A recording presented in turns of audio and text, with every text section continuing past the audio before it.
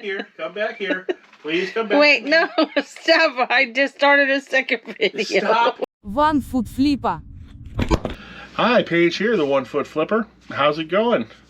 Not too great here. It's been over 40 hours since my last sale. This is one of the biggest streaks of not selling anything I've had in a while. Meanwhile, we're having a deep snow here, and Monday was a postal holiday, so I've got people complaining as to why their items haven't shipped yet.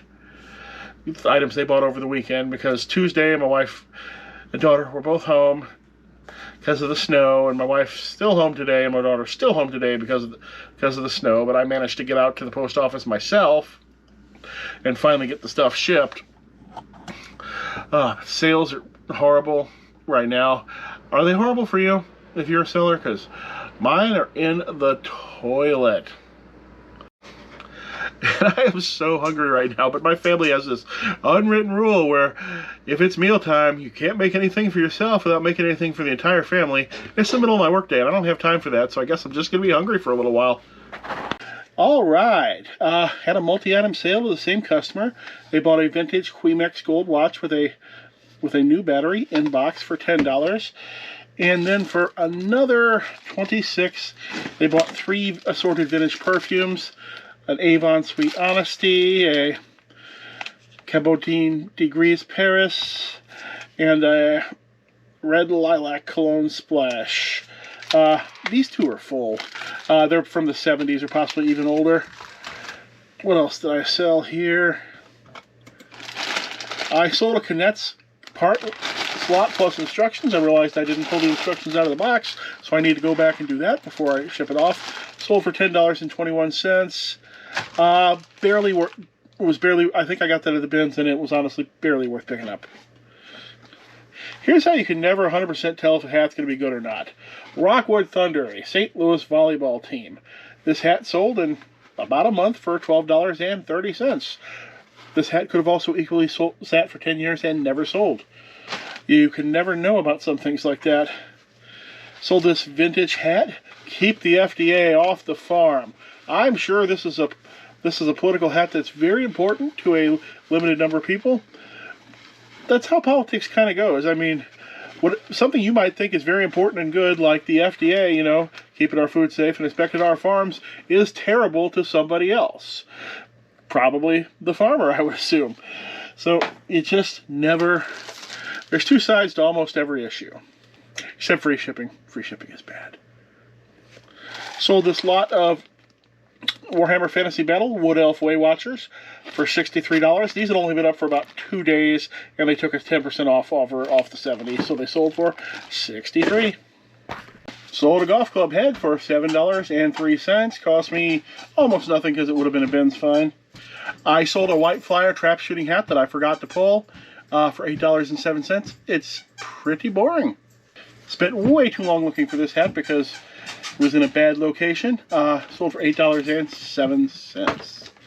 But now we know where that location is.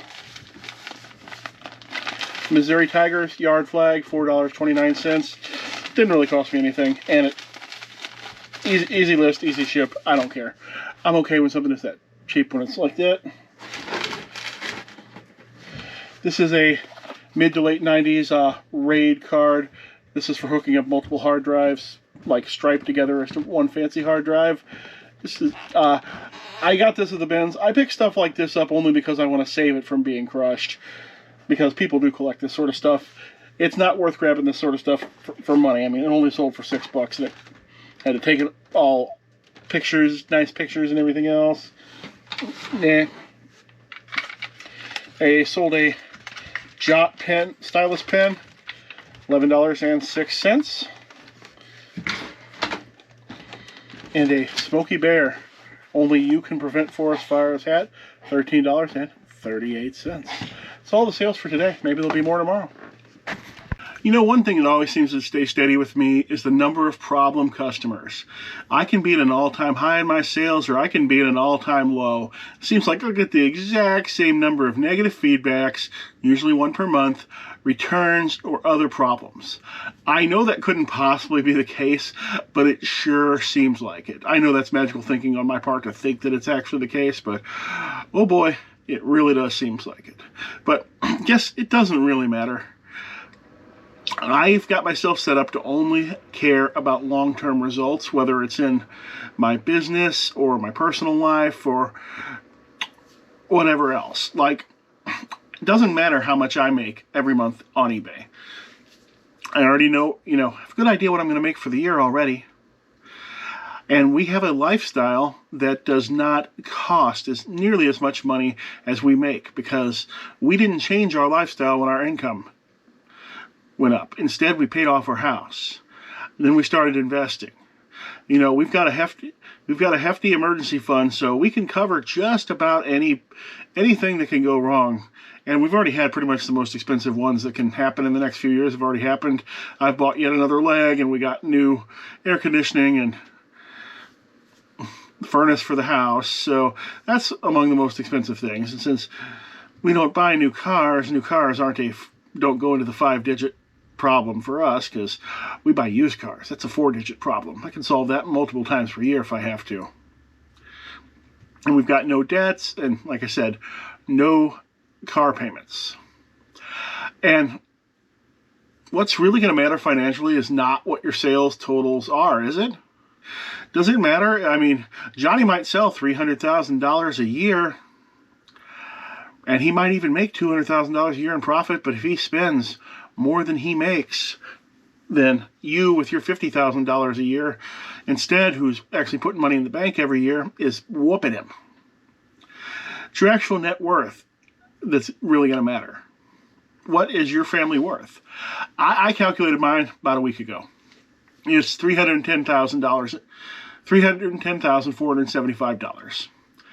That includes the totals of all our various accounts, the Zillow valuation of our house, Blue Book private value of our later model cars, and I use my own estimates on our classic cars. I didn't count any of my eBay inventory or anything else inside my home. You should really only count the stuff inside your home if you're specifically investing in physical items. I have friends who have hundreds of sealed boxes of collector cards of various sorts that they're holding on to as an investment. And those items are definitely part of their net worth. But in my case, the contents of my house and my inventory, not so much. If I had to unload my inventory tomorrow, I could probably get somebody to come over and give me a couple grand for it, but that's it. It's not enough. It's not enough to matter one way or the other, so I just leave it out. So in my videos, I'm going to update this about once a month. With any luck, it should just keep going upwards, but a long down stock market could definitely make it go sideways or even down for long periods of time, and that's okay. My time frame for caring about this is quite long. I plan to replace my house with a much larger, more wheelchair-friendly home when I turn 60 and can dip into my retirement accounts. So I'm going to have that 1 year where I make like $200,000 and have to pay the taxes on that because I took a whole bunch out of my retirement account. And I'll sell this house as all part of that and buy the new one. All cash, no payments. My two most recent investment purchases are Vale, V-A-L-E, a mining stock. This was based on a suggestion by Railroad Reseller. And AGNC, which is a real estate investment trust. The JDF is a big fan of that. And only my personal retirement account is buying individual stocks. My wife's account is using the automated system their bank uses, and her 401k is almost entirely index funds of various sorts. And honestly, buying into funds and everything is more likely a smarter investment than buying individual stocks. It's just something personally I wanted to do. I'm holding all of them until retirement. The only way I'm going to sell one off is if the business obviously, has some sort of GameStop situation. Not the situation where people were buying it up for no reason, but the situation where the business is obviously dead. The business is never coming back, and it's got to be gone. In that case, I might unload the stock, but otherwise I'm just going to hold it. All right, inside this box is a big old acrylic football helmet display case, branded for the Colts. It's a classic example of how branding can make something worse. It took me 4 years to sell that case for $30. If it hadn't had the Colts logo on it, I probably would have sold it in a month or 2 months. But instead, had to wait for a Colts fan who wanted to buy that case. And I've still got one of them left. I'll put a picture of it up on the screen so you can see it. I sold a little Warhammer Eldar Gunner figure guy for $5. At this point, I no longer list $5 miniatures. I'm lotting them up when they're at that price point. I sold a lot of 6 Star Wars related t-shirts, size 3X. These are all actually just personal shirts of mine. I keep my active wardrobe fairly small so I can deal with it all myself, do my own laundry if I have to. So I had just gotten enough shirts where I had to move some out because I don't have a lot of closet space.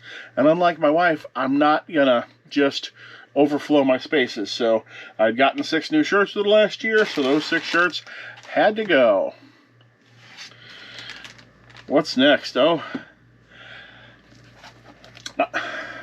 many people have been joking to me about where my other foot is, or can they buy my other foot. So I've got a very limited edition item here. 1 Foot Flippers Other Foot.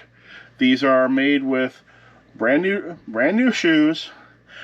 Limited run of 6 only. Well, all signed and numbered. The first one is already sold. It's sold for $20. Thank you. And finally, I sold 2 Pokemon Store display banners. These things are 6 feet tall, 18 inches wide. I'll try to give you a good view of at least one of them. One of them's Pikachu, and the other one's Charizard. You know, the 2 most popular characters. These sold for $119, which seems like a lot of money, but I bet long term, if you wanted to invest in Pokemon items, things like those store banners are so much rarer than the rarest cards you can get. Most stores aren't going to get those banners at all. Only the ones who are big enough to even be able to get the marketing kits are going to get them. Most stores are only going to buy 1 marketing kit, so they'll only have 1 set of those banners. So you got maybe 1 set of those banners per store. In America, that's going to make those things rarer than any card that you could possibly pull out of any box. You know, recently I've kind of had a slump about video topics. But somebody in my private chat group pointed out to me that a much bigger YouTuber than me does a lot of evergreen videos. And when I went to look at their list of videos, they do the exact same niche topic roughly every 6 weeks and have been doing so for years. So maybe I don't need to worry so much about covering the same topic that I did a year or 2 ago. What do you think about that? You can post about that down in the comments. I sold this 1987 Disney Playmates Magic Kingdom Castle. $13.82. That's because I don't have any of the accessories with it, but I got this at the Goodwill bins. It was already afternoon. I didn't want this thing to go to the dumpster. I knew somebody would buy it eventually. They did. Not a big profit because this weighs about 3 pounds, so I'm gonna clear 5 whole bucks on it. It's awesome. Another Goodwill bins item, a Marvel Comics backpack. I've been grabbing backpacks lately at the bins, mainly because they're in the same bins as the hats. So, and they don't weigh that much, so I got less than $2 into this one. It's an easy list, easy ship. Sold for $13.30. A more difficult list, more difficult ship item, however, is this vintage Zenith radio. Sold this for $40. Had a video and the listing and everything else. I eventually took an offer on it, and now I'm going to have to pack this very well, both because I would have to anyway, and the customer sent me a message telling me how very well that I need to pack it.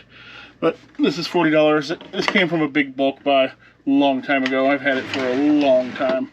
Also, I had it for a long time before I listed it. Sold a sledding snowman customizable ornament. Boy blank, $6.99. Tons of these in my store. And my wife grabbed these out of the bins when we were getting hats. Converse Chuck Taylor white. Sold for $8.07 because they've got some marks on them. It's a profit, but I wouldn't have picked them. So, daughter Julie has mostly grown out of her childhood toys, so I've got a live auction scheduled to sell her Our Generation and American Girl doll collection. It's mostly Our Generations. We didn't really have American Girl type of money. I've got that scheduled on Dibdit February 24th at 4 p.m. Central, but that is subject to change because Dibdit has now become a more complex thing to do live because you have the 900-pound gorilla Dave there with all his sales now. You don't want to go live at the same time as Dave, regardless of what Dave says about it. You don't want to. You want to have nobody in your stream, go live at the same time as Dave. And then you've also got Dave possibly sucking up all the money going into the platform. I'm not saying, not meant to insult Dave, but it's become a little bit of a different place than it was before. Like, here is an example. This is from today. Here is 2 people live at once. One of them's Dave. He has 206 people in his stream. Here is Shirley or Bryce.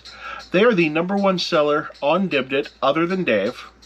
Dave no longer shows up in the top list. I'm assuming he's been coded out of it along with Carrie and Kevin. But he's the #1 seller, or she, whoever's actually doing the auction, and they have 6 people in their stream, and Dave has 206. Now you go on a little bit later after Dave is gone. Hey, look, they've got 41. So you've got to make sure you are not going at the same time as Dave, and Dave doesn't schedule in advance, so thus my auction could be moved at any given moment. Dave goes live in the middle of my auction, I will shut it down immediately. Because I am not lighting money on fire because I'm stuck going against somebody else with a bigger following. Not gonna happen. I sold this bag of 12 Warhammer Old School Wood Elf War Dancers. I listed it for 100, sent a $90 offer out about a week later, and it's sold. I also sold this Ultra Pro Memories of Maribel anime style card mat, $3.36. I still have a massive quantity on this art style. Hey! Thanks for making it all the way to the end here of another nonsense video. Hope you stick around for the next one. See, that's One Foot Flipper's nonsense video.